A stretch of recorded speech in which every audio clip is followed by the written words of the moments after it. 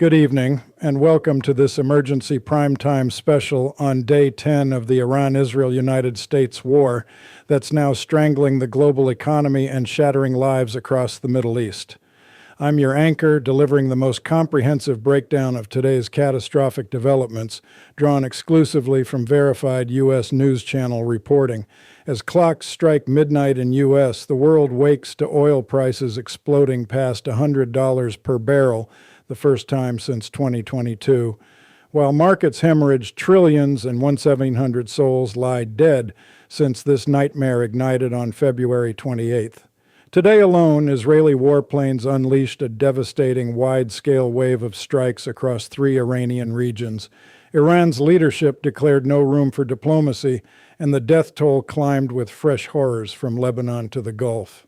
This is not hyperbole. This is the biggest oil supply disruption in recorded history, with 20% of global energy flows crippled, gas pumps in America up nearly 50 cents since the first strikes, and nations scrambling as Asian markets crater and G7 finance ministers huddle in crisis talks. Stay locked in for every detail, every casualty figure, every market shudder, because Day 10 has redefined modern warfare's economic apocalypse. Let's lead with the story shaking every wallet, every boardroom, every gas station from New York to New Delhi. Oil prices have surged past $100 per barrel for the first time since 2022, triggered by Israeli strikes on Iranian oil facilities that have now created the single largest supply disruption in history. Analysis from Rapidan Energy Group confirms this cataclysm. Approximately 20% of the world's oil supply hangs in a precarious balance, roughly twice the record chaos of the 1956-1957 Suez Crisis, when global trade ground to a halt over a narrow waterway. That historical benchmark pales against today's reality. The Strait of Hormuz, lifeline for 1/5 of global crude, throttles under Iranian threats and debris fields from intercepted missiles, tankers idling in fear, refineries offline from precision hits. Brent crude didn't just climb, it rocketed, opening sharply higher as Asian markets endured steep losses unseen since pandemic plunges, with Tokyo's Nikkei shedding over 4%, Hong Kong's Hang Seng cratering 3.8%, and Seoul's Kospi posting its worst day in 2 years. European stock markets followed the bloodbath, tumbling across London, Frankfurt, and Paris, FTSE 100 down 2.7%, DAX plunging 3.1%, CAC 40 hemorrhaging 3.4%, while U.S. futures signaled a brutal Wall Street open, Dow Jones contracts down 800 points before trading bells rang. This isn't isolated panic, it's synchronized global terror as investors price in weeks, potentially months, of strangled supply chains. G7 finance ministers convened an emergency session today, hashing out potential joint releases from strategic petroleum reserves, but France's finance minister delivered the gut punch. We're not there yet. Translation: no silver bullet cavalry charging to cap prices. Reserves remain locked while consumers brace for sticker shock. South Korea, Asia's economic powerhouse, invoked its first fuel price cap in nearly 30 years, rationing gasoline and diesel to shield households from hyperinflationary spikes. Bahrain's national oil company declared force majeure on operations, halting exports from key fields as war debris litters territorial waters and desalination plants limp from prior hits. In the United States, the pain hits home hardest. Gas prices have jumped nearly 50 cents per gallon, or about 17% since February 28th, turning routine fill-ups into budget busters. Families in California shell out $5.29 per gallon. Texas drivers curse 3.89. Midwest pumps blink 3.69, up from pre-war baselines, with analysts forecasting another 50 cents before stabilization if fighting pauses. Zoom in on the mechanics of this economic earthquake. Israeli airstrikes over the weekend pulverized Iranian oil depots and processing hubs, slashing Tehran's export capacity by an estimated 1.5 million barrels per day. directly fueling the Brent surge past $100. Iran retaliated by threatening energy sites across the Gulf, from Bahrain's Salman industrial city to Omani tankers, while throttling Hormuz traffic with drone patrols and missile warnings. The math is merciless. Pre-war, 21 million barrels daily flowed through that choke point. Today, effective throughput hovers at 16 million amid insurance cancellations and reroutes. Rapidan Energy's models project sustained 20% disruption persisting 2 to 4 weeks absent ceasefire, pushing West Texas Intermediate toward $105 and unleashing secondary waves, inflation ticking up 0.5% monthly, airline tickets inflating 15%, shipping rates doubling. G7 talks dragged without consensus. Japan pushes immediate taps into its 240 million barrel stockpile. Germany hesitates, fearing winter shortages. Canada offers modest releases but demands burden sharing. South Korea's cap freezes diesel at 1,801 per liter, sparking black market queues and trucker protests. Bahrain's force majeure cascades. Partners like Aramco suspend joint ventures. LNG terminals idle, amplifying the squeeze on Europe already weaning off Russian gas. U.S. drivers feel it raw. A Virginia commuter laments $110 to top off her SUV. A Chicago trucker skips routes to save fuel. Midwestern farmers delay planting as diesel bites. This is warfare by wallet. Iran's strategy to bleed adversaries economically succeeds as markets price Armageddon. The ripple effects compound hourly. Asian factories idle from energy rationing. South Korean shipyards halt assembly lines. Japanese auto plants cut shifts. European airlines ground fleets selectively. Ryanair and Lufthansa hiking fares 20%. Wall Street futures portend Dow drops exceeding 1,000 points. NASDAQ tech tumbling on supply chain fears. Grocery shelves thin as transport costs soar. U.S. wheat futures up 12%. Corn spiking 8% amid fertilizer disruptions. Developing nations teeter. Pakistan petrol queues stretch kilometers. Indian refineries beg Saudi barrels at spot premiums. Egyptian bread riots loom. G7's not there yet echoes hollow against reality. Strategic reserves total 1.5 billion barrels globally, enough for 90 days at current draw rates, but political silos prevent unity. France cites strategic patience. Italy demands EU quotas. UK eyes North Sea acceleration.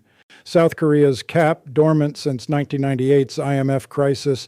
Caps pump rage but throttles mobility. Taxis idle, deliveries delay. Bahrain's paralysis hits LNG harder than oil. Europe facing 10% gas shortfalls by summer. U.S. gas at 17% war premium translates to $30 billion annual consumer hit, equivalent to a national sales tax hike. This economic turmoil isn't collateral. It's the war's core weapon now, with oil above $100 reshaping geopolitics from Washington corridors to Karachi streets. Pivoting to the powder keg igniting this inferno, Israel announced a wide-scale wave of airstrikes hammering 3 key Iranian regions, Tehran, Esfahan, and southern provinces, targeting regime infrastructure with ruthless precision, per IDF statements dominating CNN live blogs. Dawn patrols of F-35s and F-15s saturated skies, slamming oil facilities, command bunkers, and logistics nodes in a barrage eclipsing previous days. Tehran awoke to thunderous detonations rocking southern suburbs, fuel depots erupting in fireballs visible from space, black smoke plumes choking the capital's 9 million residents. Esfahan nuclear whispers lingering absorbed secondary waves, underground sites pummeled, centrifuge halls reportedly compromised, air defenses shredded in preemptive salvos.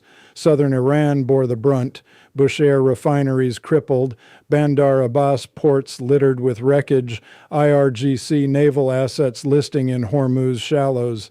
This wasn't surgical sniping, it was systematic disassembly of Iran's war machine, with the IDF claiming 200-plus targets neutralized in hours. Oil output slashed another 500,000 barrels daily. CNN embeds captured the fury, secondary explosions chaining through storage tanks, highways buckling under precision-guided munitions, emergency crews overwhelmed as fires spread to residential fringes. Global energy fears intensified exponentially. These strikes didn't just burn fuel, they torched market confidence, directly catapulting Brent past $100 while stranding supertankers in risk zones. Detail the operational tempo. Waves launched pre-dawn from Israeli bases, mid-air refueled over Jordanian airspace, penetrating layered Iranian S-300 networks degraded by electronic warfare. Tehran Phase 1 hit regime HQs and oil hearts. South Par's gas fields flickered offline. Domestic refining capacity halved. Esfahan's Phase 2 neutralized missile production silos, drone factories reduced to craters, radiation monitors spiking briefly before containment. Southern Blitz targeted export choke points. Karg Island loading terminals ablaze. 40% of Iran's pre-war oil exports now vapor. IDF spokespeople touted degraded Iranian retaliation capacity by 60%, citing real-time satellite feeds of burning infrastructure, civilian toll mounted indirectly, power grids cascaded black, hospitals on generators, Tehran's metro halted amid debris falls. International observers noted white phosphorus use allegations in peripheral strikes, although Israel counters with illumination ordnance only. These operations amplified Hormuz paralysis. Naval mines reportedly seeded, insurance voided, 50-plus tankers anchored. Energy markets reacted viscerally. NYMEX futures halted trading twice from volatility. OPEC-plus emergency calls ignored amid sanctions fog. The wide-scale wave signals escalation doctrine degrade economically, militarily, psychologically. Tehran's leadership now stares at empty coffers and silent pumps. Iran's response crystallized in stark defiance. Top official Kamal Karazi delivered an exclusive CNN interview from Tehran declaring no room for diplomacy anymore while under relentless attack. This foreign policy heavyweight, advisor to supreme circles, outlined a hardening doctrine. Tehran braces for protracted conflict, explicitly willing to escalate strikes on Persian Gulf countries to forge economic pain pathways, pressuring global powers.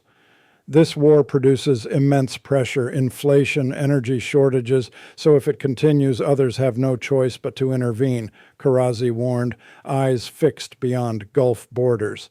Iran's foreign ministry echoed ruthlessly, while military aggression persists, little room exists beyond decisive response. Translation: no negotiations under fire, only retaliation amplification. Tehran signals proxy surges via Hezbollah rocket barrages, drone swarms on Saudi UAE assets, Hormuz mining to sustain oil above $100. Karazi's calculus: bleed adversaries' economies until domestic revolts force retreat, U.S. gas hikes fueling political heat, European winters threatened, Asian factories starved. This stance rejects ceasefires, UN pleas, even back-channel Qatar overtures, pure attrition warfare where oil disruption becomes the equalizer against aerial superiority. Unpack the strategy's layers. Karazi's interview, conducted amid bunker echoes, framed Gulf attacks as leverage multipliers. Bahrain desalination hits water crises. UAE intercepts scar skylines. Saudi intercepts rain debris terror. Iran's missile waves, now 27-plus iterations, aim saturation overload, quantity overwhelming Iron Dome equivalents. Foreign ministry briefings vow surprises in store, hinting cyber salvos on refineries, proxy uprisings in Iraq, naval swarms in Hormuz. Diplomatic freeze total, no Vienna talks, no Oman mediation, Gulf embassies shuttered.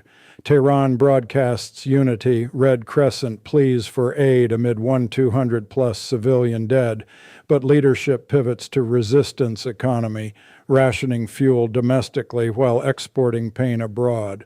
This long war posture terrifies markets. Sustained 20% supply loss projects, $120 oil by week's end. Global recession odds at 60% per Goldman models.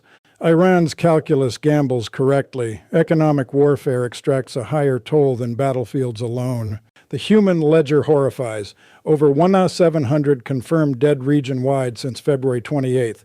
Per CNN aggregates from Harana, Health Ministry's militias, Iran leads tragedy, 205 civilians, 194 children, plus 187 military, airstrikes pulverizing schools like Minab's 168 child horror, residential towers in Tehran suburbs, Lebanon's toll 486, Israeli bombardments claiming hundreds in Beirut south, a priest slain by tank fire today alone. Iraq mourns 13 popular mobilization forces from U.S.-Israeli raids, plus 3 Iranian Kurdish fighters and 1 KRG security member. Kuwait grieves 6 U.S. service members, 2 Kuwaiti troops, 2 security personnel. Israel's count 11, 9 from a direct missile strike on Beit Shemesh residential high-rise. UAE laments 3 from drones plus 1 Pakistani in Dubai debris incident. Saudi Arabia, 2 civilians from Al-Kharj projectile strike, 1 U.S. service member succumbing to wounds. Bahrain 1 from intercepted missile fire on foreign vessel. Oman 1 Indian on attacked tanker. Iranian Red Crescent reports thousands of residential buildings damaged, hospitals overwhelmed, refugee caravans swelling 25 million displaced. Breakdown reveals asymmetry. Iran's civilian heavy toll from infrastructure saturation, Israel's precision minimizing but not eliminating hits, Gulf states suffering intercept fallout, vehicles crushed, facades scarred, weddings interrupted by sirens. Lebanon's 486 spans Hezbollah fighters, medics, families in crossfire. Children dominate headlines. 194 Iranian miners evoke global outrage. HRW demanding probes. Military losses mount quietly. IRGC commanders vaporized in Esfahan. IDF casualties from Hezbollah rockets piercing south. Medical systems collapse. Tehran triage tents overflow. Beirut field hospitals ration morphine. Kuwaiti burns units maxed out. Displaced millions clog borders. Syria absorbs 500,000 Lebanese. Turkey braces for Iranian exodus. Red Crescent's thousands damaged spans, pulverized apartments, cratered schools, powerless wards. Tehran's skyline pockmarked. Beirut's Dahieh rubble fields.